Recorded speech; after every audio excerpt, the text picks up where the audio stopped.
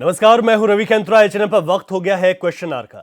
जम्मू कश्मीर के पहलगाम में हुए आतंकी हमले के बाद भारत की कार्रवाई से पूरा देश खुश है। सत्ता पक्ष से लेकर विपक्ष तक और देश की जनता सेना की तारीफ कर रहे हैं। जश्न मनाया जा रहा है। उत्तराखंड में सत्ता पक्ष और विपक्षी नेताओं ने भी खुशी जाहिर की। किसने क्या कहा है आपको एक रिपोर्ट दिखाते हैं, लेकिन आज इसी पर अपने मेहमानों के साथ चर्चा भी करेंगे।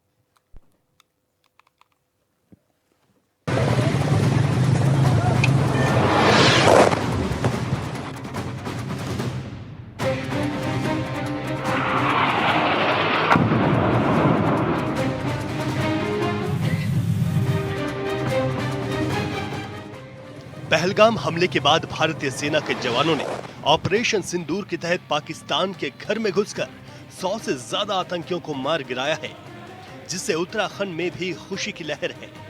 तीनों सेनाओं की संयुक्त कार्रवाई में आतंकियों के 9 ठिकानों पर बमबारी की गई, जिसमें 100 से ज्यादा आतंकवादियों के मारे जाने की पुष्टि हो चुकी है और मरने वालों की संख्या बढ़ सकती है, जबकि 50 लोगों के घायल होने की खबर है। भारत ने पाकिस्तान के सिर्फ आतंकी ठिकानों को निशाना बनाया। उत्तराखंड के सीएम पुष्कर सिंह धामी ने एक्स पर ट्वीट किया। उन्होंने लिखा, भारतीय सेना ने पाक अधिकृत जम्मू कश्मीर और पाकिस्तान के आतंकवादियों के ठिकानों को निस्तानबूद कर दिया है। आतंकवाद पर इस कमरतोड़ कार्रवाई से हमारे वीर जवानों ने एक बार फिर पूरे देश का मस्तक ऊंचा कर दिया। रात 1:05 से 1:30 बजे के बीच भारतीय सशस्त्र बलों द्वारा अंजाम दिए गए ऑपरेशन सिंदूर के बारे में जानकारी देंगे। ऑपरेशन सिंदूर 22 अप्रैल को पहलगाम में हुए विभत्स आतंकवादी हमले के शिकार मासूम नागरिकों व उनके परिवारों को न्याय देने के लिए लॉन्च किया गया था। इस कार्रवाई में 9 टेररिस्ट कैंप्स को टारगेट किया गया और पूरी तरह से इसे बर्बाद किया गया। पाकिस्तान में पिछले 3 दशकों से टेरर इंफ्रास्ट्रक्चर का निर्माण हो रहा है। इसमें recruitment, indoctrination centres, training areas व लॉन्च पैड शामिल थे।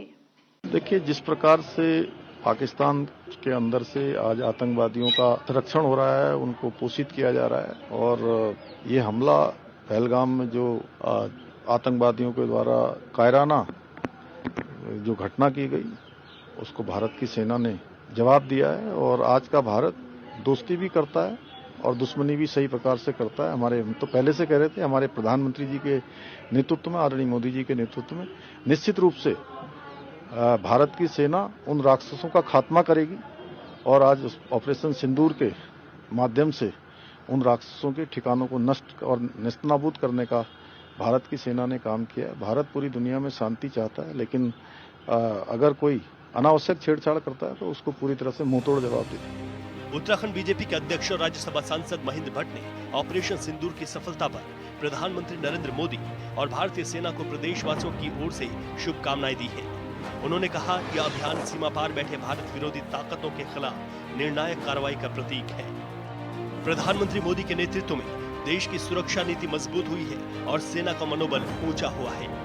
भट्ट ने कहा, उत्तराखंड के लोग सेना पर गर्व करते हैं और हर समय देश हित में खड़े रहते हैं। ऑपरेशन सिंदूर ने एक बार फिर भारत को सैन्य शक्ति का लोहा मनवाया है। आज भारत के सैनिकों द्वारा ऑपरेशन सिंदूर के माध्यम से पाकिस्तान के आतंकवादी ठिकानों को ध्वस्त कर दिया है। भारत के लोगों के देशभक्ति का भाव और गौरव के साथ मैं देश के प्रधानमंत्री, अपने सभी सेना प्रमुखों को बहुत बहुत बधाई देता हूं कि जिस प्रकार से आतंकी हमले के से भारत के अंदर दहशत पैदा करने का प्रयास किया था, आज पूरा पाकिस्तान दहशत में है और ये जंग जारी रहेगी। एक एक आतंकवादी को जब तक उसका जलमूल नष्ट नहीं होगा, ये ऑपरेशन जारी रहेगा और कभी भी पाकिस्तान भारत के ऊपर इस प्रकार आतंकी हमले करने की कोशिश नहीं करेगा। मुझे पूरा विश्वास है कि जिसने सिंदूर मिटाया, आज उस रात देश के अंदर ऐसे आतंकवादियों के परिवारों के सिंदूर मिट रहे हैं। इधर उत्तराखंड के पूर्व सीएम हरीश रावत ने ऑपरेशन सिंदूर पर अपनी प्रतिक्रिया देते हुए कहा, भारतीय सेना ने फिर से स्थापित कर दिया, भारत की ओर जो भी आंख उठेगी उसे फोड़ने का दम भारत रखता है। उन्होंने भारतीय सेना को धन्यवाद देते हुए कहा, सेना ने हमारे गौरव को ऊंचा किया है। उन्होंने कहा कि हमारी बहन बेटियों का सिंदूर लूटने पर भारत चुप नहीं रह सकता है। वहीं सेना ने यह दिखा दिया कि आतंक और आतंकवादी दुनिया के किसी कोने में हो, भारत उनको नहीं छोड़ेगा। भारत की तरफ जो भी आंख उठेगी उस आंख को वो कहीं हो फोड़ने का हम दम रखते हैं। भारत दम रखता है। आपने हमारे गौरव को ऊंचा उठाया। ऑपरेशन सिंदूर, हमारी बहनों का सिंदूर लूटोगे और भारत चुप रहेगा।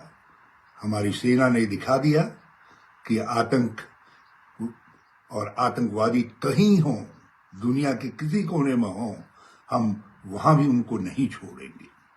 आतंकवाद पर ये प्रहार, उसके लिए मैं भारतीय सेना को बहुत बहुत बधाई देता हूं।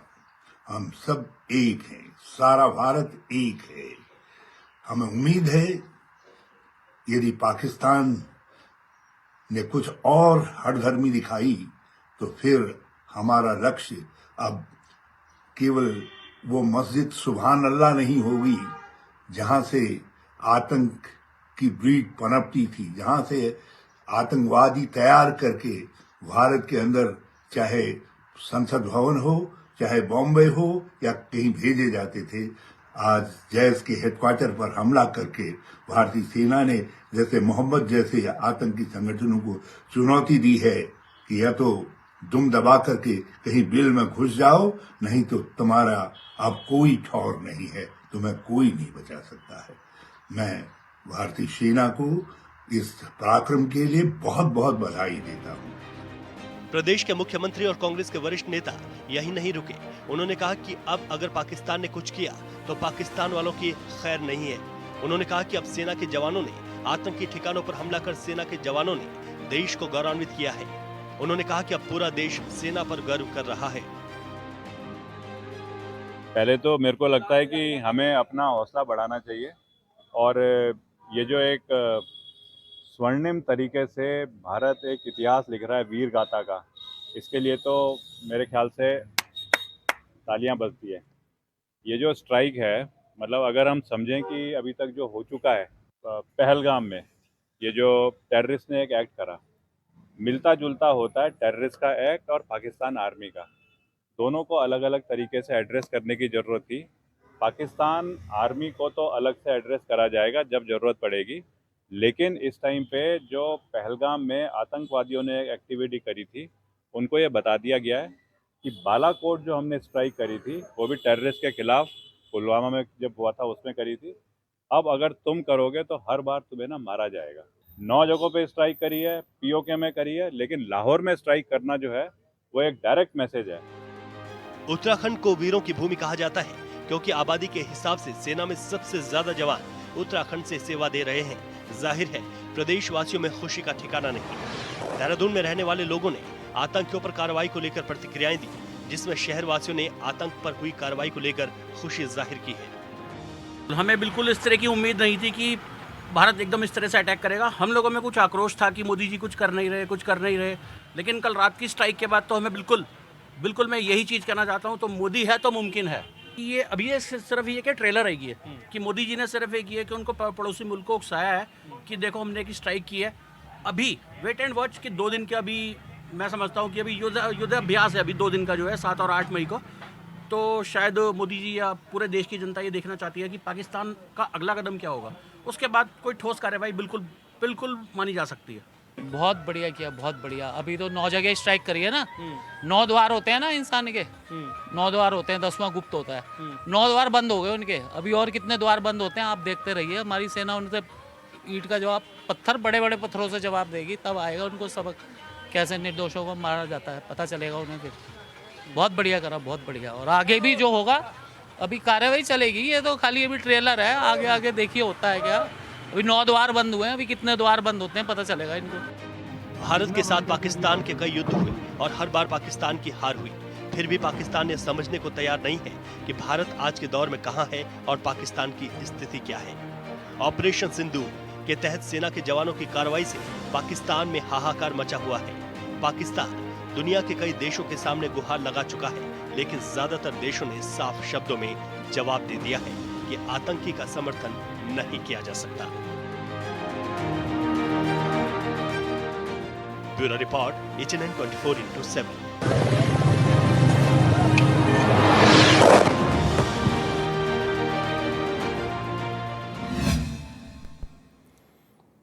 क्वेश्चन आवर में हमने आपको ये रिपोर्ट दिखाई, पहलगाम हमले का भारत ने बदला ले लिया है। इस ऑपरेशन के जरिए भारत ने ये दिखा दिया कि भारत की मजबूती के सामने आज इस तरीके से कोई आंख उठाकर देखेगा तो उसकी आंख को फोड़ दिया जाएगा। हमारे तमाम मेहमान इस वक्त हमारे साथ जुड़ गए हैं, उनके साथ आज इसी बात को लेकर चर्चा करेंगे जिस बात की चर्चा पूरे देश भर में है। भारतीय जनता पार्टी के प्रवक्ता हमारे साथ वर्चुअली जुड़े हैं, राजेश्वर पैन्यूली जी। अभिषेक भंडारी जी कांग्रेस के नेता हमारे साथ स्टूडियो में मौजूद हैं। देवचंद उत्तराखंडी जी उत्तराखंड क्रांति दल से स्टूडियो में मौजूद हैं। हमारे साथ विनोद पसपोला जी हैं, रिटायर्ड ब्रिगेडियर हैं, स्टूडियो में मौजूद हैं। पीसी थपलाल जी रक्षा विशेषज्ञ हमारे साथ वर्चुअली जुड़े हैं। आप सभी मेहमानों का आज की इस चर्चा में बहुत बहुत स्वागत है।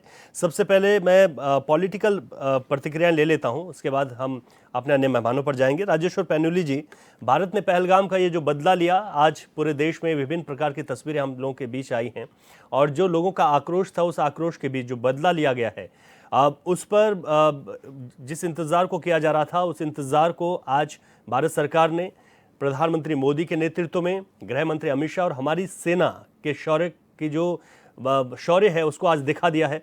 किस तरीके से भारतीय जनता पार्टी देखती है इस स्ट्राइक को? देखिए, ये बहुत कैलकुलेटेड और बड़े सोच समझ के किया हुआ है।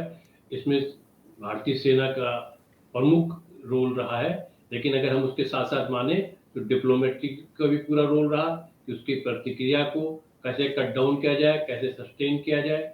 उसके साथ साथ इंटेलिजेंस यूनिट्स का भी रोल रहा है कि इंटेलिजेंस जो इनपुट्स आई उसके हिसाब से, उसके साथ हमारे साइंटिस्टों का भी रहा हुआ है। और इस अगर आप देखें तो एक तरीके से जो माननीय प्रधानमंत्री जी ने 23 तारीख को ही जो था, जैसे बिहार में जाकर के कहा था कि पाकिस्तान को समझ में आएगा कि अटैक क्या होता है और हम उसको कैसे निस्ताबूद करेंगे, उन्हें अगले पिछले सारी चीजें एक साथ याद आने लग जाएंगी।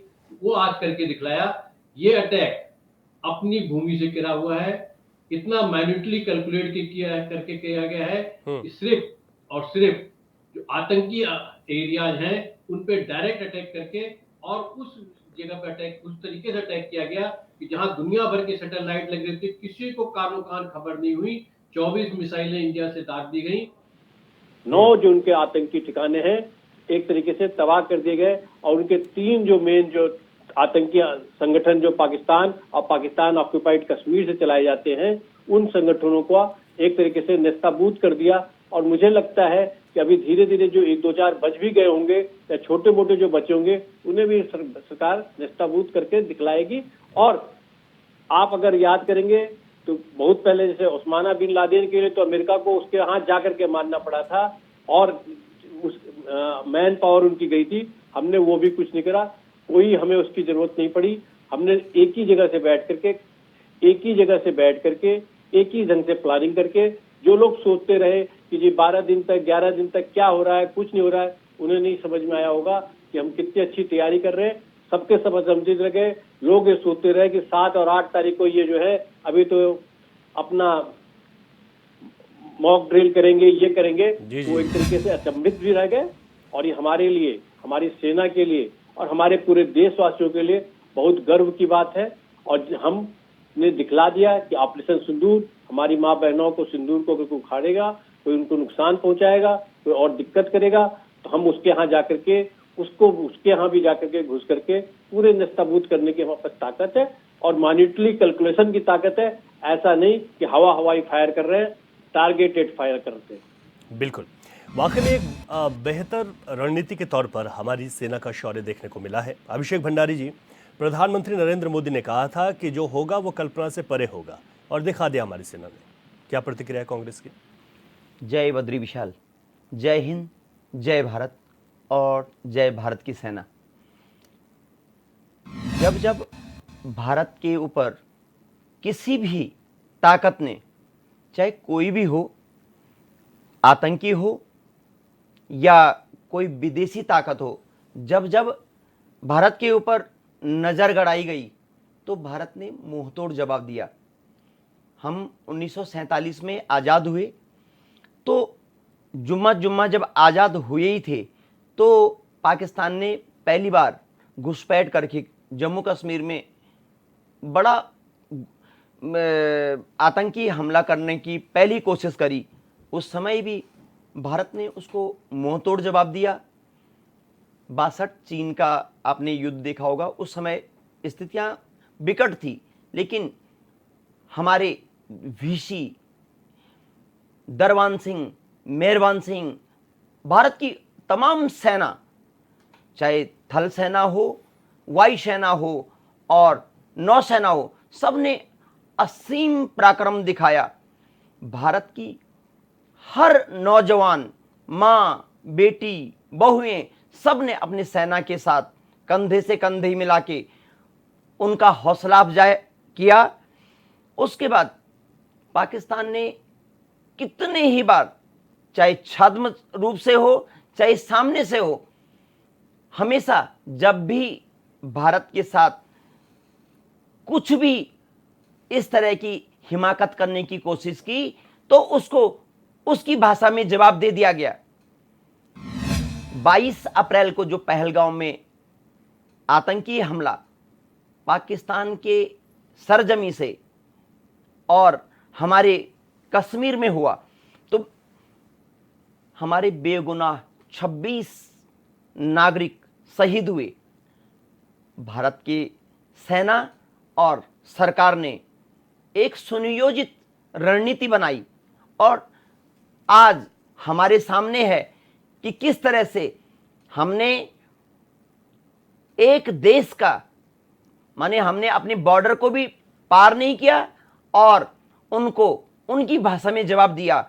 आज 9 आतंकी जो ठिकाने थे नेस्त नाबूद किए गए हैं। अभी छुटपुट ये सूचना आ रही है कि 100 आतंकी मारे गए, मुझे लगता है हजारों की संख्या में भी हो सकते हैं। जब इतना बड़ा एयर स्ट्राइक होता है तो हजारों की संख्या में आप भारत ने इसका जवाब दिया।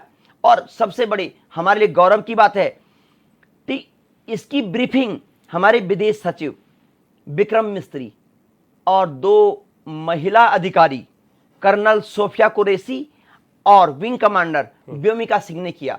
तो गर्व से सीना चौड़ा होता है। हमेशा चाहे पक्ष हो विपक्ष हो, अपने देश के साथ कंधे से कंधा मिला के दुश्मनों का बाल बांका करेंगे, उनको नेस्त नाबूद करेंगे। जय हिंद, जय भारत। ठीक है, देवचंद उत्तराखंडी जी। देखिए, सबसे पहले तो मैं आज भारतीय सेना और भारत के जो अथॉरिटी है जिन्होंने ये जो ऑपरेशन सिंदूर की जो परमिशन दी है उनके लिए मैं धन्यवाद करता हूँ। और ऐसे जब भी जो कार्रवाई है उसके लिए हम हमेशा देश के साथ हैं, देश के सत्ता के साथ हैं और देश में जो भी नेतृत्व कर रहे होंगे उनके साथ हैं। इसमें कोई वो पार्टी या कोई राजनीति करने का ये दौर नहीं है। लेकिन थोड़ा सा यहाँ पर आज मैं समझता हूँ कि हमारा ये सौभाग्य है कि चैनल में ब्रिगेडियर पसबोला साहब मौजूद हैं। वो बताएंगे कि वार की स्थितियाँ क्या होती हैं। और मैं स्वयं सैनिक हूँ और मेरे पास कई वार के जैसे स्थिति के साथ मैं निकला हूँ। मैं इन बातों को समझ सकता हूँ कि बाहर से कहने तो बहुत बढ़िया है कि सैनिक को हमने लगा दिया और सैनिकों ने ये सब कुछ नेस्तनाबूद कर दिया है। लेकिन हकीकत सैनिकों के साथ क्या है और सैनिकों के साथ बाद में क्या होता है, ये फिर राजनीति जैसे बात हो जाती है। लेकिन यहाँ पर मेरे 2-3 सवाल हैं कि देखो, जो पाक अधिकृत कश्मीर है वहां से और पाक से जो पोषित उग्रवादी हैं वो बड़े इत्मीनान से, जो 22 तारीख की जो घटना है वो ऐसे नहीं लगती कि एक वार जैसे नहीं लगती है। वो तो एक खेल के मैदान में जैसे खिलाड़ियों को गेंद सौंप के मारा जाता है या विकेट आउट किए जाते हैं, उस ढंग से मारा गया। ये बहुत दुखद है। और इसके लिए सेना को तो हम अभी सेना को तो इस लड़ाई में हम उनको वो दे ही रहे हैं कि भैया वो उनका उत्साह बढ़ा रहे हैं। लेकिन इसमें कहीं ना कहीं हम अपने लिए कह रहे हैं कि हमें ऐसा होने तक इंतजार क्यों करना पड़ा। और आज हम जब तुरंत कार्रवाई हुई थी कि उग्रवादियों के इतने घर उड़ा दिए गए, जब हमें ये पता ही था कि उग्रवादियों का घर है, या ये बताएं जो बीजेपी के लोग हैं ये बताएं कि कौन ऐसा आदमी आज ये लेकर आया सूचना कि ये उग्रवादियों के घर हैं। अगर उग्रवादियों के घर इनके पहले से थे तो 22 तारीख की घटना तक इंतजार क्यों कर रहे थे, या उससे पहले जो पुलवामा में जो घटना हुई थी उसका इंतजार क्यों कर रहे थे। तो हमको इससे सचेत होना चाहिए। और सेना को उनके जो अधिकार, हम बार बार ऐसे कागज में बोल देते हैं कि उनके सर्व अधिकार हैं, जो भी उनको हैं उनको सिक्योरिटी या उनके कमांडरों को उनकी अथॉरिटी दी जानी चाहिए ताकि ऐसी नौबत नहीं आए। ठीक है, विनोद पसपोला जी हमारे हमारे साथ हैं, रिटायर्ड ब्रिगेडियर हैं और बहुत अच्छी बात है कि आज चर्चा में हमारे साथ मौजूद हैं क्योंकि वो हमको बहुत बेहतर बता सकते हैं। सर, ये तो पॉलिटिकल बातें हैं और आपने अपना पक्ष रखा, ये बात बहुत अच्छी है कि इस वक्त पक्ष विपक्ष सब एक साथ हैं। जब इस तरीके की सिचुएशन देश में बनती है और ये माना जा रहा था कि पहलगाम में जिस तरीके से एक बहुत ही निंदनीय या ये कहें कि क्रूरता के साथ जो है लोगों के साथ वहाँ पर जो व्यवहार किया, कई लोगों को मार दिया गया, उसके बाद जो भारत की ओर से ये बदला लिया गया है, इस स्ट्राइक को हम कैसे समझ सकते हैं सर? देखिए, इसको एक बड़े परिप्रेक्ष्य में समझिए जी। पाकिस्तान विश्व में जाना जाता है कि ये उग्रवाद का केंद्र है जी। आतंकवाद का केंद्र है, एपिसेंटर कहते हैं उसको। पिछले 3 दशक से ज़्यादा के समय में पाकिस्तान लगातार आतंकवादी संगठनों को पोषित कर रहा है, उनका समर्थन कर रहा है, उनको सारी सुविधाएं प्रदान कर रहा है और ये आतंकवादी संगठन पिछले कई सालों से लगातार भारत में आतंकवादी गतिविधियों को अंजाम देते रहे हैं। इसमें से बहुत सारे जो मुख्य हमारी पार्लियामेंट पे अटैक हुआ, 26/12/11 जो है वो मुंबई पे अटैक हुआ, उसके बाद उड़ी में हुआ, उसका हमने एक प्रतिवाद या उसका रिप्लाई दिया था एज ए सर्जिकल स्ट्राइक। उसके बाद पुलवामा में वो जघन्य कांड हुआ जिसमें हमारे सीआरपीएफ के 40 जवान जो है वो शहीद हो गए, उसका जवाब एयर स्ट्राइक के रूप में दिया। लेकिन पाकिस्तान अपनी गतिविधियों से, अपने आतंकी जो उनका एक स्टेट पॉलिसी है आतंकवाद को बढ़ावा देना, उससे बाज नहीं आया। शायद हमारी जो पहले रिस्पॉन्सेस थे जो अभी तक दिए गए हैं उससे वो अभी कोई सबक नहीं सीखा था। 22 अप्रैल की जो घटना हुई है ये आई थिंक इतनी घृणित कृत्य जो है आतंकवाद के इवन इतिहास में भी बड़ा रेयरली आपको मिलेगा। बिल्कुल। किस प्रकार धर्म के नाम पर, किस प्रकार उनके परिवार के सामने उनके मुखिया को गोली मार दी जाती है जी जी। और ये कहा जाता है कि जाके मोदी को बताएं जी। आई थिंक ये और ये जो आतंकवाद की घटना हुई है इसके सीधे पीछे इसके तार जुड़ते हैं पाकिस्तान से और पाकिस्तान के शीर्ष जो जनरल हैं, उनके चीफ ऑफ आर्मी स्टाफ है, उनसे उनके और उन्होंने कुछ दिन पहले ही ये अपना वक्तव्य दिया था और फिर ये घटना होती है। इसके साथ में आपने देखा होगा कि धारा 370 हटने के बाद कश्मीर के अंदर विकास की एक धारा बही है। आपने देखा कि पूरे जो है वहां पे शांति हो गई है, स्कूल खुल गए हैं, कोई हड़ताल नहीं हो रही है, लाल चौक पर तिरंगा लहराया जा रहा है, डल लेक में बहुत बड़ी संख्या में टूरिस्ट वहां पे पहुंच रहे हैं, वहां विकास की एक धारा बह रही है। अब ये सारी चीजें जो है पाकिस्तान को बर्दाश्त नहीं होती हैं और उसने उसका एक इस जो ये विकास की धारा को रोकने के लिए एक शांति स्थापित हो गई थी उसको डिस्टर्ब करने के लिए पहलगाम जैसे एक कावर्डली एक्ट उसने किया। ये समय था कि भारत का शीर्ष नेतृत्व, हमारे प्रधानमंत्री जी, हमारी रक्षा सेनाएं, ये समय था कि पाकिस्तान को एक उचित जवाब देना है। उस उचित जवाब देने के लिए जैसे हमारे प्रधानमंत्री जी ने कहा कि उन्होंने हमारी रक्षा सेनाओं को पूरा एक फ्री हैंड दिया कि आप योजना बनाइए, उद्देश्य है आतंकवाद की कमर को तोड़ना है। इसी परिप्रेक्ष्य में जैसे आप जानते हैं भारत की जो रक्षा सेनाएं हैं दुनिया की सर्वोत्तम प्रोफेशनल आर्म्ड फोर्सेस में जानी जाती है और उन्होंने देखिए 15 दिन के अंदर हमारे पास इंफॉर्मेशन होती है, हमारा इंटेलिजेंस नेटवर्क है, हमारे पास जानकारी कि कहाँ कहाँ पे आतंकियों के क्या जो उनके कैंप्स हैं, उनके जो गढ़ हैं, उन पर हमारे पास अभी हमारी जो फाइटिंग कैपेबिलिटी है, हमारे पास जो टेक्नोलॉजी है, प्रिसाइज हिटिंग उन्होंने की है। देखिए हमारे जो ये स्कैल्प मिसाइल जो है जिसने इन टारगेट्स को हिट किया, हैमर जो एक बॉम्बिंग सिस्टम है जिन्होंने आउटर सरफेस को तोड़ के फिर अंदर जाके वो विस्फोट करते हैं। इस प्रकार का जो एक सुनियोजित तरीके से सोच समझ के सिर्फ आतंकी ठिकानों पर ही ये स्ट्राइक हुई हैं। उसका मकसद ये है कि हम सिर्फ आतंकवाद के खिलाफ हैं, पाकिस्तान की आम जनता के खिलाफ नहीं है। पाकिस्तान के मिलिट्री इस्टेब्लिशमेंट को अभी हमने टच नहीं किया है। कोई सिविलियन टारगेट टच नहीं हुआ, कोई मिलिट्री टारगेट टच नहीं हुआ, ओनली आतंकी ठिकानों को स्ट्राइक किया गया है, जिससे कि आतंकवाद की कमर तोड़ी जा सके। और यही प्रॉमिस हमारे प्रधानमंत्री जी ने किया था। देश को आज हर्षोल्लासित है, गर्व है अपनी सेना पे, अपने शीर्ष नेतृत्व पे। और अभी देखिए ये तो प्रारंभ है, ऐसा नहीं है कि इसी से पूरा जो टेररिज्म का नेटवर्क खत्म हो जाएगा। नहीं, अभी बहुत सारे टारगेट और हो सकते हैं। और आने वाले समय में पाकिस्तान का इस स्ट्राइक के बाद क्या रिस्पांस होता है, उस रिस्पांस के बेसिस पर इंडियन आर्म्ड फोर्सेस अपने और रिस्पॉन्सेज फिर देगी। अगले जो कदम होंगे वो फिर आपने ठीक कहा कि जो इंडियन आर्मी है वो उनका अगला कदम उसी रिस्पांस के आधार पर होगा। हमारे साथ पीसी थपलियाल जी हैं, रक्षा विशेषज्ञ हैं।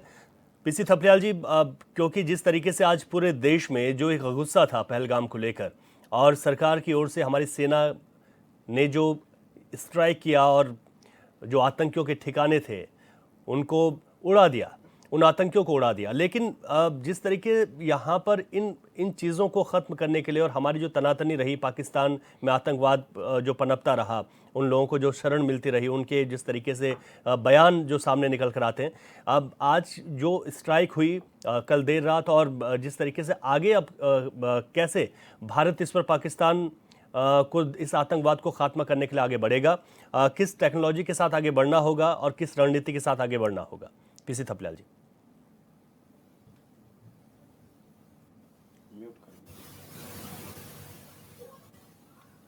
थपलियाल जी, आपका जो बदला जो लिया है हमारी फौज ने जी, उस पे बहुत उत्साहित है, खुश है और जश्न मना रहा है जी। अब बात आती है कि किस तरह का, क्योंकि ये पहली बार नहीं हुआ कि जब हम और पाकिस्तान आमने सामने हुई। इससे पहले 1965 में हमने युद्ध लड़ा, हमने 1971 में युद्ध लड़ा, हमने कारगिल का लड़ा, और कारगिल के बाद हमने पुलवामा के मामले में भी सर्जिकल स्ट्राइक की।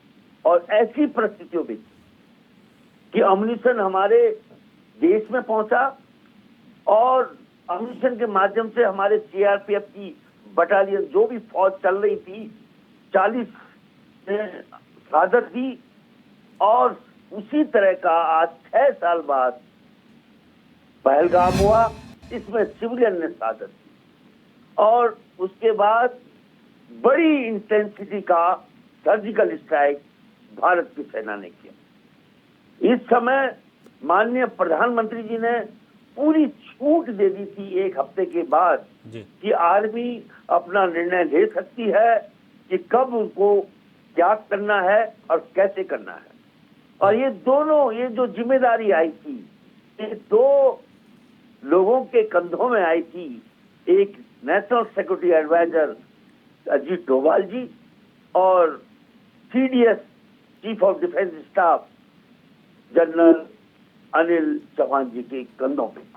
और इन कंधों ने, इनने जो निर्णय लिया वो बहुत सफलतम निर्णय रहा और बहुत ही सटीक जो टारगेट थे उनको टारगेट करते हुए, उन पे निशाना करते हुए, उन पे जो आतंकवादियों के कैंप थे उनको ध्वस्त करने का काम किया।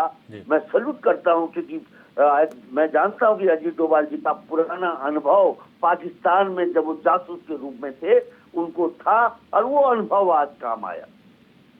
लेकिन इसके आगे क्या, इसके आगे कई सवाल हमारे आगे खड़े। एक, क्या जो आज मॉक ड्रिल के माध्यम से माननीय मोदी जी ने पूरे देश को बोला कि मॉक ड्रिल के माध्यम से अपने सुरक्षा कवच की समझ आपको रखनी होगी, क्योंकि अगर युद्ध आगे बढ़ा, अगर ये ऑपरेशन, अभी तक तो ऑपरेशन सिंदूर है हमारी तरफ से, लेकिन अगर ये युद्ध में कन्वर्ट हुआ, जो कि कयामत की रात आज है, आज मालूम पड़ेगा कि किस तरह से रिएक्शन पाकिस्तान का आता है। क्योंकि पाकिस्तान के राजनीति ने भी अपनी फौज को खुली छूट आज दे दी है और उसमें उनके क्या कदम होते हैं वो हमने देखना है। बहुत ही धैर्य से, बहुत ही संयम से हमें आगे बढ़ना होगा, क्योंकि कई कई समस्या हम देखो अभी हाल में ही हमने 63,000 करोड़ का ऑर्डर राफेल के मामले में जो नेवी के लिए चाहिए हाल में ही प्लेस किया है फ्रांस को। हमने हाल में ही कई हथियारों का प्लेसमेंट अमेरिका को किया। तो इन तमाम चीजों को ध्यान में रखते हुए और फौज की नफरी में जो हमारे पूरे पूर्व सैन्य अधिकारी ने कहा कि 1,80,000 वो हमारे फौजी कम हैं इस समय और नए अग्निवीरों की अग्नि परीक्षा इस समय है और सीडीएस का भी ये पहला पराक्रमी युद्ध होगा अगर ये युद्ध में कन्वर्ट होगा। आप बहुत महत्वपूर्ण बात कह रहे हैं कि अगला क्या ये बड़ा महत्वपूर्ण हो जाता है और सबकी निगाहें उसी बात पर टिकी हुई हैं। अपने मेहमानों के साथ क्वेश्चन आवर में एक बार फिर से वापस लौटेंगे, लेकिन उससे पहले पहलगाम हमले पर जो हमारी चर्चा जारी है, यहाँ पर एक छोटे से ब्रेक के लिए रुक रहे हैं, उसके बाद फिर से चर्चा को जारी रखेंगे।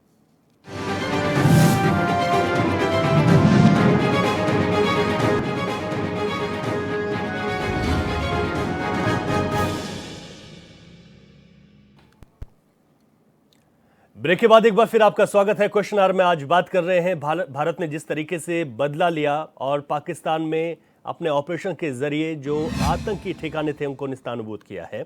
हमारी चर्चा जारी है। एक बार राजेश्वर पैनुली जी आपके पास आ रहा हूं। तमाम बातें हुई, लेकिन जिस तरीके से देवचंद उत्तराखंडी जी ने कहा कि हम सभी राजनीतिक दल इस वक्त एक हैं और एक होकर ही हमको भारत के साथ जब सब एक रहेंगे तो तभी हम अपने दुश्मन के साथ जो है लड़ सकते हैं, उस लड़ाई को अंजाम तक पहुंचा सकते हैं। लेकिन उन्होंने साथ ही ये कहा कि एक बार फिर उन्होंने पहलगाम का जिक्र किया कि अगर इस तरीके की घटना हो जाती है तो उस पर सवाल है। हम तो पाकिस्तान को हमेशा जवाब देते रहे, आतंकियों का खात्मा हमेशा से करते आए हैं, लेकिन उसके बाद भी जो हरकतें हैं वो हरकतें रुकने का नाम नहीं लेती और दोबारा से वही चीज़ें देखने को मिलती हैं। देखिए, कहा जाता है ना कि एक जानवर है जिसके बोलते हैं कि पूंछ हमेशा टेढ़ी की टेढ़ी रहती, कितने साल 12 साल में रखो तो रखो। और एक और भी एक जानवर है छिपकली, जिसके बोले आप कितनी बार भी पूंछ काट दो दोबारा पूंछ उग जाती है। ये सब एक दिक्कतें हैं, ये आप इसको रूल आउट नहीं कर सकते। और ये आज की बात नहीं है, चाहे आप भारत का चाहे महाभारत का काल देख ले, चाहे रामायण का काल देख ले, कुछ लोगों की पूंछ टेढ़ी होती है, कुछ उसको सीधा करना मुश्किल होता है, लेकिन आप कंट्रोल करते हैं। माननीय प्रधानमंत्री जी, माननीय हमारे गृह मंत्री राजनाथ सिंह, पूरी सेना, पूरी इंटेलिजेंस, डिप्लोमेटिक रिलेशनशिप वाले जो foreign ministry of foreign affairs, उसके साथ जो मिनिस्ट्री ऑफ कॉमर्स, ये जो इतने इन्वॉल्व होकर के जिस ढंग से पूरा प्लान किया गया और ये बात भी प्लान में बड़ी तरीके से समझ में आ रही है और दिखाई भी दे रही है कि कैसे आगे की इस बार कोशिश की जा रही है कि 100% अगर न हो तो कम से कम 99% जो आतंकी है उनकी पूरी तरीके से कमर तोड़ दी जाए। पाकिस्तान की वैसे ही बहुत कमर टूटी हुई है और बची कुची कमर जो है इस बार तोड़ दी जाएगी।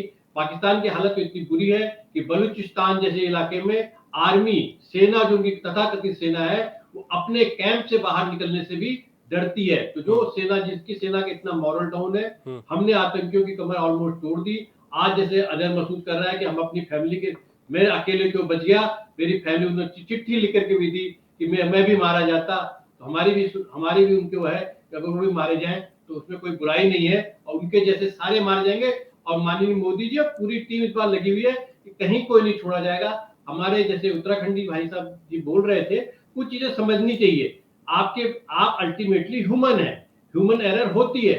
ऐसा नहीं कि यूएस में नहीं हुई जो हाईली टेक्नोलॉजी, ऐसा नहीं कि हमने सबको डॉज दे करके, चाहे इतनी टेक्नोलॉजी थी यूएस से लेके, फ्रांस से लेके, अमेरिका से लेके, चाइना से लेकर के, आप एक ही कंट्री, किसी भी कंट्री का नाम लिखे जो एक्स्ट्राऑर्डिनरी एडवांटेज को पता तक नहीं चला, उनके आंखों के नीचे सेना ने पूरी तरीके से स्ट्राइक किया और एक्यूट, जहां पर एक्यूट माइनेटली जो कैलकुलेट होता है उधर से स्ट्राइक करा। और वर्ल्ड भर में भारतीय सेना की और भारत के तरीके, काम करने के तरीके पे किसी ने उंगली नहीं उठाई। वो एक डिप्लोमेटिक डिप्लोमेटिक जो कूटनीति जो करी गई है उसका नतीजा जो आपको सामने दिखलाई देता है। ठीक है, जो हमारे उत्तराखंडी भाई साहब कह रहे हैं गलतियां, हम नहीं कह रहे कि गलतियां नहीं, मिस्टेक हुई और मिस्टेक के लिए लोगों ने माना भी। कुछ मिस्टेक हो जाती है, कुछ चीजें नहीं हो पाती जब आप करते हैं, क्योंकि दूसरा जो पार्टी है या दूसरी जो चीजें हैं, आप इतने अच्छे अच्छे सॉफ्टवेयर बनाते हैं, हम जिस सॉफ्टवेयर पे काम कर रहे हैं उसमें भी बग आ जाता है। तो आप ये नहीं कह सकते कि बग आएगा ही नहीं या कोई चीजें होंगी नहीं, लेकिन आप उसको कितना इफेक्टिवली हैंडल करते हैं वो इम्पोर्टेंट है। ठीक है, हमने उसको उत्तराखंड जी। इफेक्टिव हैंडल किया, माननीय प्रधानमंत्री जी इफेक्टिव हैंडल किया, और इस टाइम सारे देश की सारी पार्टियां, चाहे विरोध की विरोधी पार्टियां हो चाहे कैसी भी हो, एक साथ खड़ी हैं और एक साथ खड़े होकर के पाकिस्तान से लेकर पाकिस्तान की बात नहीं है, जहां भी अब ये बात मान के चलिए पूरे वर्ल्ड वाइड एक संदेश चला गया है कि हम किसी आतंकी को छोड़ने वाले नहीं है और उसको हम पूरी कैलकुलेशन के साथ करते हैं। आप जैसा वो कह रहे थे कि ये पहले क्यों नहीं किया, बाद में क्यों नहीं किया, ये क्वेश्चन आप ना करें इस टाइम, न ये करने का समय है, ना आपके पास उतनी इन डेप्थ जानकारी है। जो मेरा उनसे अनुरोध है कि इतनी इन डेप्थ जानकारी सरकार के पास, एजेंसियों के पास, उसके प्रोज एंड कॉन समझने के लिए, टोटल ओवरऑल रिस्कोनाइजेशन करने के लिए, सारी टीम को कोऑर्डिनेट करने के लिए एक जो इनपुट चाहिए होता है वो पब्लिक डोमेन पे डिस्कस नहीं होता, ना आपके साथ डिस्कस होता है, ना मेरे साथ डिस्कस होता है, और कई जगह पे डिस्कस जब होता है हो सकता है कुछ चीजें ठीक है पैनल जी, आपने ठीक कहा, और ये एक रणनीति ही थी कि जहां कल हम सभी लोग इस बात का जिक्र कर रहे थे कि मॉक ड्रिल की जाएगी अलग अलग जगहों पर, जिलों पर, उस मॉक ड्रिल की तैयारियां चल रही थी, लेकिन उस मॉक ड्रिल से पहले पहली रात में हमारी सेना अपना शौर्य को दिखा देती है और नतीजा हम सबके सामने होता है। देवचंद उत्तराखंड जी, आप अपनी बात रखिएगा। देखिए, जहाँ तक मॉक ड्रिल का सवाल है, मैं माननीय प्रधानमंत्री का इस कदम को बहुत स्वागत करता हूँ। और हमने उत्तराखंड क्रांति दल ने आज कार्यालय में, हम सैनिक होने के नाते हमने बताया कि मॉक ड्रिल आज से ज़्यादा दुनिया को पता नहीं है। यहाँ पर रक्षा विशेषज्ञ बैठे हैं और हमारे ब्रिगेडियर साहब बैठे हुए हैं, वो समझ सकते हैं।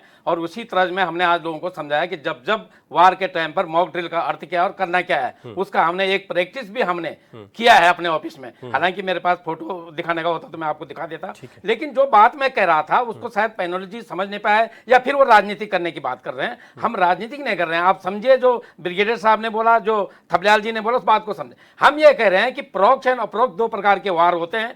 हम प्रोक्ष वार में बिल्कुल सच सकते हैं और कर सकते हैं। हम अप्रोच वार में क्यों पीछे रह जाते हैं? हमारे जब 40 आदमी गलवान में खत्म हो जाते हैं, 40 ही आदमी पुलवामा में खत्म हो जाते हैं, और अभी 26 से 28 आदमियों का आंकड़ा बार बार हम बोल रहे हैं वो पहलगाम में खत्म हो जाते हैं। उसके बाद एक्शन हमारा बहुत अच्छा स्टिक है, बट क्यों?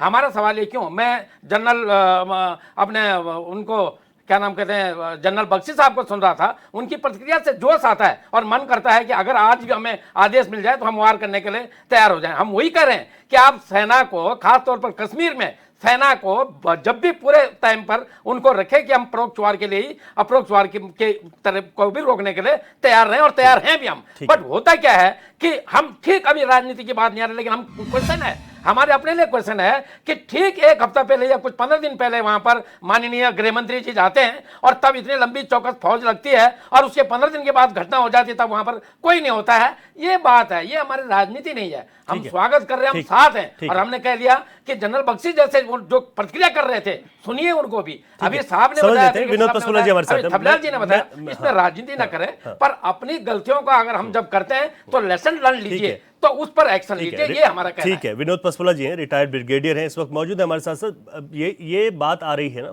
कि कुछ चीज़ होती है तो हम उसका जवाब दे देते हैं, हम स्ट्राइक करते हैं, लेकिन यहाँ पर एक चिंता भी है कि हम लोग तो जवाब देते हैं, लेकिन पाकिस्तान अपनी हरकतों से, ये आतंकवादी, ये बाज नहीं आते। ये कब तक चलता रहेगा? इसमें क्या कुछ बदलाव की आवश्यकता, एक बड़े बदलाव की आवश्यकता महसूस होती है? देखिए, एक जब हमारी सेनाएं होती हैं, उनकी एक पहचान होती है, वर्दीधारी होते हैं जी, सबके सामने नजर आते हैं जी। जब हम युद्ध में भी जाते हैं तो अपनी यूनिफॉर्म पहन के जाते हैं।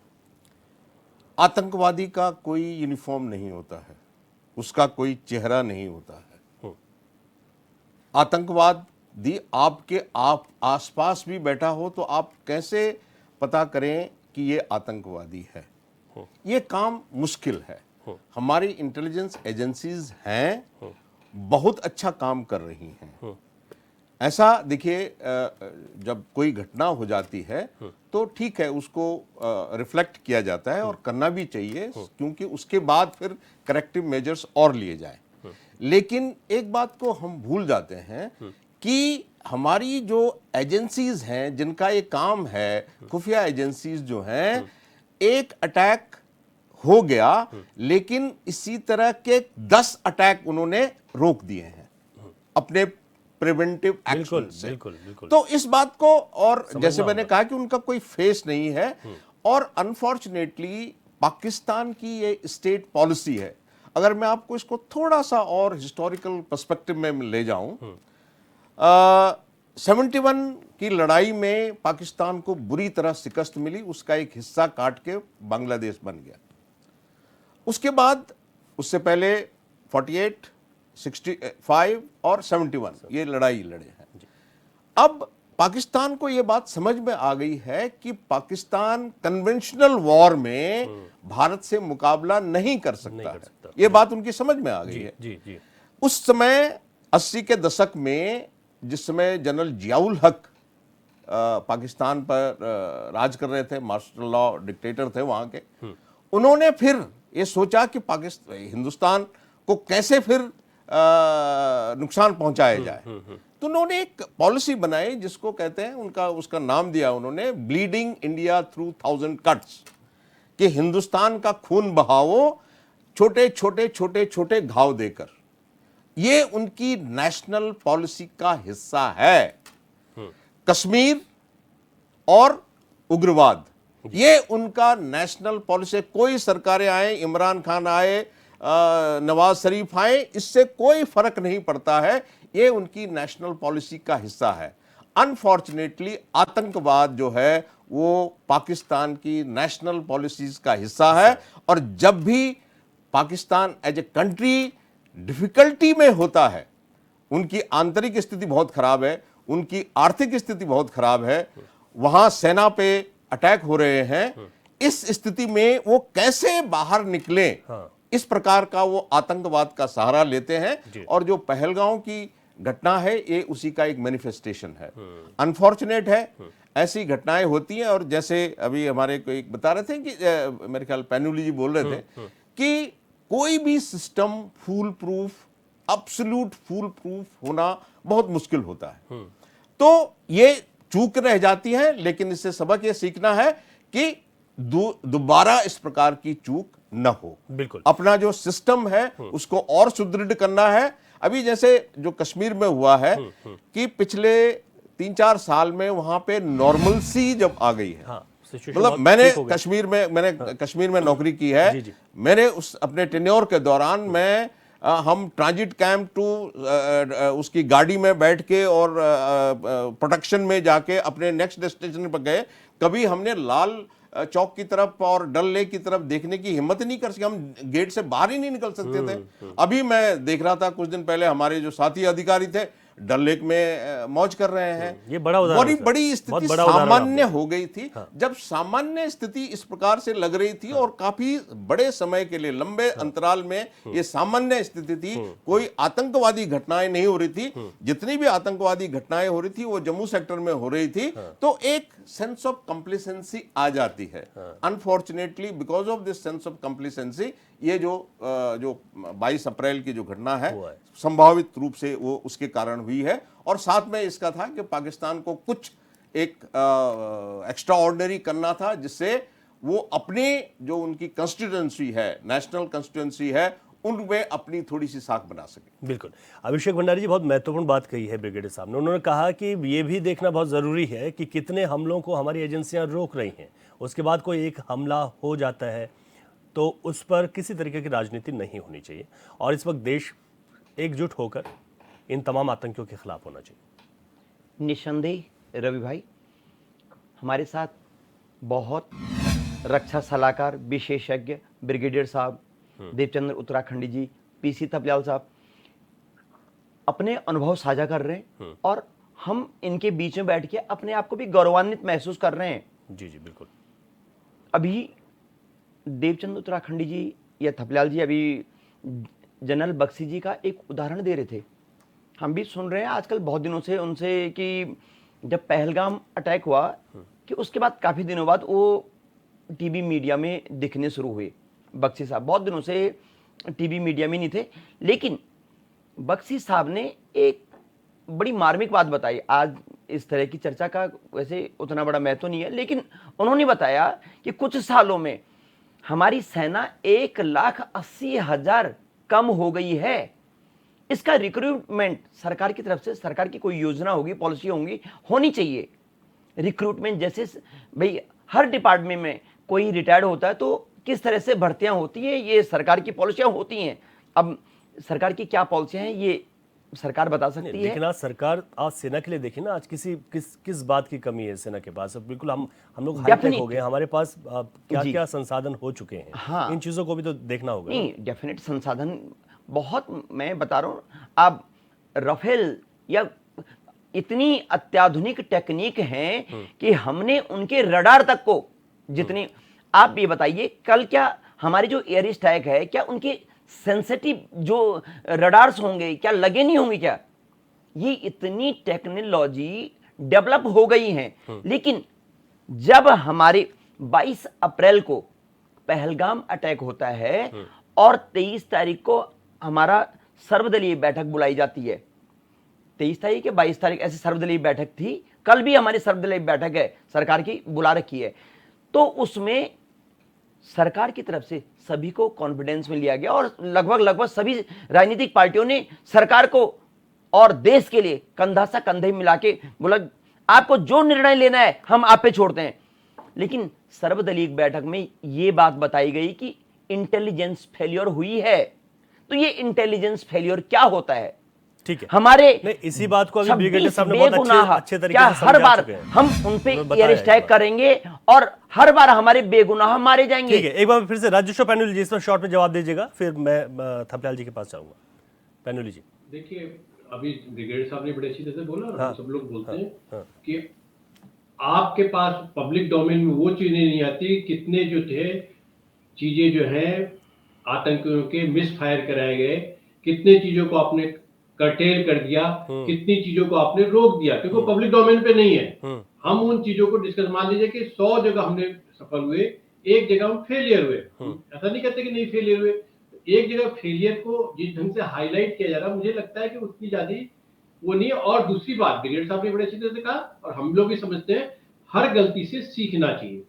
हम उस गलती से सीख रहे हैं, ये भी सीख गए हैं कि छोटे मोटे अटैक से कुछ नहीं फर्क होता है। इस बार हमने उठा करके 9 उनके जो जिस ढंग से 9 कैंप उनके आतंकियों के खत्म किए, और अगर उनके 100 कैंप भी हैं तो हमारा टारगेट ये कि हम तब तक नहीं रुकेंगे जब तक हमें उनके एक नोन कैंपों का पता होगा और जिनको हम नस्ताबूद न कर दें। और ये सरकार इस ढंग पे काम कर रही है और यही सब चीजें कर रही है, क्योंकि वो जनरेशन कैंप जहां से ये चीजें जनरेट हो रही हैं, जहां से प्रोडक्शन यूनिट है इन चीजों का, उनको कैसे रोका जाए, उनको कैसे खत्म किया जाए और अपनी इंटेलिजेंस को कैसे बनाया जाए। दूसरा एक उदाहरण देते कि कुछ सेना, आपने भी उसमें कहा कि कुछ सेनाओं के मैन पावर कम हुई। अब देखिए कुछ ह्यूमन, अब आप टेक्नोलॉजी अपग्रेडेशन हो रही है, कुछ ह्यूमन रिसोर्सेज की उतनी जरूरत उतनी नहीं होती, उसके मुकाबले आप उसको टेक्नोलॉजी से रिप्लेस करते चलते हैं। अब ये भी समझिए आपको पहले अटैक करने के लिए, आज आतंकी जगह के, आज से अगर 10 साल या 15 साल पुरानी बात करें तो उनको अटैक करने के लिए उसी जगह जाना पड़ता।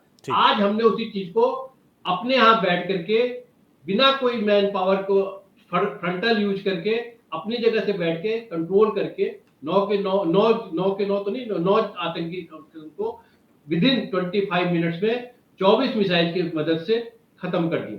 तो ये सब चीजें हमें सीखनी चाहिए, माननी चाहिए और गलतियों से सीखना चाहिए, इसमें किसी की दो राय नहीं है। लेकिन साथ साथ हमें अपने सबका उत्साह बढ़ाना चाहिए, अपने इंटेलिजेंस यूनिट का उत्साह बढ़ाना चाहिए। तो कितनी और कितने मुश्किल उसमें में काम करती हैं, कैसे वो आइडेंटिफाई करती हैं, कैसे वो मूवमेंट देखती हैं, और उनके पास जैसे आईबी है, जैसे हम कहते हैं ना इंटेलिजेंस ब्यूरो, आईबी के पास तो कोई कार्ड भी नहीं होता, वो उस स्थिति में भी काम करती है और उस स्थिति में कितने रिस्क लेती है। जैसे भी हमारे नेशनल सिक्योरिटी एडवाइजर की बात की थी, वो तो पाकिस्तान में कितने अक्सर पोजीशन में गए थे, कैसे इंटेलिजेंस यूनिट काम करती है, आप उनको भी सराहिए। ये मत हर जगह कहने लगी है कि हमारी सब चीजें फेलियर है, हमारी सफलताएं हैं, हो सकता है 0.01% सफलता में हम फेल हुए हो, लेकिन उनको भी कर्टेल करना जरूरी है। ठीक है, पीसी थपलियाल जी, मैं आपसे ये समझना चाह रहा हूं, क्योंकि पूरे देश भर में आप करीब 300 जिलों में मॉक ड्रिल की गई और उत्तराखंड के लिहाज से भी समझना चाहिए, क्योंकि यहाँ पर 4 धाम यात्रा है, देश विदेश के श्रद्धालु आ रहे हैं और लोगों को ये समझाया जा रहा है कि आप खुद सुरक्षित कैसे रहें, आसपास के लोगों को कैसे सुरक्षित करें, ये ट्रेनिंग भी दी जा रही है। ये क्या संदेश देता है और किस तरीके से हम सबको आगाह होना है? ये बहुत ही बढ़िया निर्णय है और देर आए सवेर, क्योंकि आज अगर हम विश्व परिप्रेक्ष्य में देखते हैं तो अमेरिका भी बंकर से सुसज्जित है। स्विट्जरलैंड जो कि एक शांति प्रिय देश है, जिसकी अपनी फौज नहीं है, वो भी अपने बंकर के माध्यम से अपने को सुरक्षित समझता है। आप जो विश्व में हरदम युद्ध की हुंकार भरने वाला नॉर्थ कोरिया, वो भी बंकर के माध्यम से अपने को सुरक्षित समझते हैं। बंकर एक बहुत बड़ा युद्ध के लिए, किसी भी देश के लिए एक बहुत बड़ी ताकत का काम करता है। जब वहां का जनमानस अपने को सुरक्षित समझता है, उसके हौसले बुलंद होते हैं। शायद इसीलिए ये निर्णय लिया गया था। इसीलिए बार बार मैं इन सरकारों से कहता हूं कि अगर तुम्हारी सुरक्षा मजबूत रहेगी तो देश मजबूत रहेगा। और ये सवाल हमने पुलवामा के टाइम में भी किया था कि पुलवामा में कहां से वो अमृतसर पहुंच गया और कौन वो अपराधी थे जिन्होंने मेरे 40 सीआरपीएफ जवानों को शहादत दी। और उसके 6 साल बाद सेम घटना पहलगाम में होती है और इतने दिनों के बाद भी हम उन अपराधियों को नहीं ट्रेस कर पाते। ये साधारण चूक नहीं है।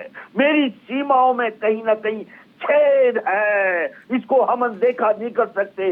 अगर अनदेखा करने की कोई बात होगी तो देशद्रोह से कम नहीं है। हमारी सेनाओं का मोरल अप है, वो पाकिस्तान को नेस्तनाबूद करने की क्षमता रखते हैं। लेकिन हम अपना कर्तव्य का निर्वहन किस तरह से कर रहे हैं, ये हमें समझना होगा। और तभी हम सुरक्षित रहेंगे, तभी हम विश्वविख्यात होकर विश्व में हमारा डंका बजेगा। ठीक है पसपल जी, आपसे मेरा आज की चर्चा पर आखिरी सवाल है। इस वक्त हम हमारे देश की सेना, देश में रणनीतिकार जिस तरह रणनीति बना रहे हैं वो सब काम कर रहे हैं। इस वक्त देश की जनता की क्या महत्वपूर्ण भूमिका बन जाती है इस दौरान, अब जब इस तरीके की सिचुएशन देश में आती है? देखिए, देश जनता ने अपने कर्तव्य का निर्वहन कर रहे हैं। कल हमने देखा कि रात के 2 बजे देहरादून में पटाखे बज रहे थे और मैं बहुत सरप्राइज हूँ कि जब मैं न्यूज सुन रहा था रात को तो रजत शर्मा कह रहे थे कि अभी कुछ होने वाला है, अभी कुछ होने वाला है। मैंने कहा सलूट इन लोगों को, इनको सब कुछ पता है। ठीक है पसबुल्ला जी, देखिए, जब भी युद्ध होता है जी अभी युद्ध प्रारंभ नहीं हुआ है, हमने एक ऑपरेशन किया है। ऑपरेशन एक छोटे स्तर का होता है। जब फुल फ्लेज वॉर होगी, जब कोई देश युद्ध में जाता है तो सिर्फ सेनाएं नहीं जाती युद्ध में, पूरा देश युद्ध में जाता है। हर एक नागरिक का कर्तव्य बनता है। देखिए, अगर मोबिलाइजेशन अभी तक तो ऐसा लग नहीं रहा है, मोबिलाइजेशन उस स्तर का अभी तक हमने नहीं देखा है। लेकिन अगर कल ऐसी नौबत आती है, फुल फ्लेज वॉर होती है और से देहरादून में हमारे से सेनाएं हैं और देश के कोने कोने में सेनाएं हैं, फिर जब ये मोबिलाइज होंगी बॉर्डर्स की तरफ, उस समय हमें ये एज ए नागरिक जो जिस स्तर पर भी काम कर रहा हो, जिस पद पर भी काम कर रहा हो, जिस कैपेसिटी में भी काम कर रहा हो, फैसिलिटेट करें। जैसे आप देखते हैं एम्बुलेंस आती है सड़क पे, तो जब एम्बुलेंस का हम सायरन सुनते हैं तो हम अपनी गाड़ी को साइड कर लेते हैं। बिल्कुल। तो उस समय क्योंकि कोई भी व्यवधान हमारी मोबिलाइजेशन, आर्म्ड फोर्सेस के मूवमेंट में कोई व्यवधान नहीं होना चाहिए। उनको जल्दी से जल्दी अपने जो उनको एक स्थान दिया गया है एक्शन का, वहां पर पहुंचना है। और साथ में अपना जो रियर एरिया है, जैसे मॉक ड्रिल्स जो है, अगर सपोज एक सिचुएशन आती है, एयर स्ट्राइक होता है, आपका ब्लैकआउट होना है, अगर ब्लैकआउट का सायरन है तो हर एक नागरिक को चाहिए कि वो ब्लैकआउट करे। ऐसा नहीं कि घर में अपने दिवाली जला रहे हैं, क्योंकि फिर आप वो एक टारगेट देते हैं। क्योंकि आसमान से एकदम दिखेगा, जहां लाइट दिखेगी वो टारगेट है और उस पर अटैक हो सकता है, तो उसमें बहुत नुकसान है। तो जो देश में हमारी जो एक पूरा तंत्र है, उस तंत्र के थ्रू नागरिकों से कुछ अपेक्षाएं की जाएंगी। हो सकता है कि आपको वॉलंटियर बन के आगे मदद करने के लिए जाना पड़े, कई प्रकार के काम होते हैं। जब पूरा देश युद्ध में लगेगा तभी जाके युद्ध में देश की विजय होगी। बिल्कुल, तो आपने ठीक कहा सर। हर एक नागरिक को इसमें अपना सहयोग करना है, जिस रूप से भी कर सकता है, जिस रूप से भी कर सकता है, जिस रूप से भी कर सकता है। आप कल सभी ब्लड, मेहमान- कल हमारे सैनिक घायल होते हैं, उनको खून की आवश्यकता है, तो ब्लड डोनेशन कैंप लगेंगे, उसमें फिर आपको सक्रिय अपनी भूमिका निभानी है। तो इस प्रकार से देश का हर नागरिक जब युद्ध की स्थिति हो, उस युद्ध की स्थिति में देश का अपना योगदान किसी भी प्रकार से कर सकता है। बिल्कुल, बहुत शुक्रिया सर। आप सभी मेहमानों का बहुत बहुत धन्यवाद आज की इस चर्चा में भाग लेने के लिए और अपने अपने विचार आपने रखे। भारत अपने शौर्य पराक्रम से आतंकवादियों के ठिकानों को नष्ट कर रहा है और आतंकवाद जिस तरीके से यहाँ पर चेष्टा करता है भारत की ओर आंख दिखाने की, तो उस आंख को फोड़ने का काम कर रहा है। लेकिन आम लोगों को भी इसमें पूरी तरीके से सहभागिता निभानी है और इस वक्त सभी को एक साथ जुटना है और एक होकर ही आगे बढ़ना है। क्वेश्चन आवर में इतना ही। नमस्कार।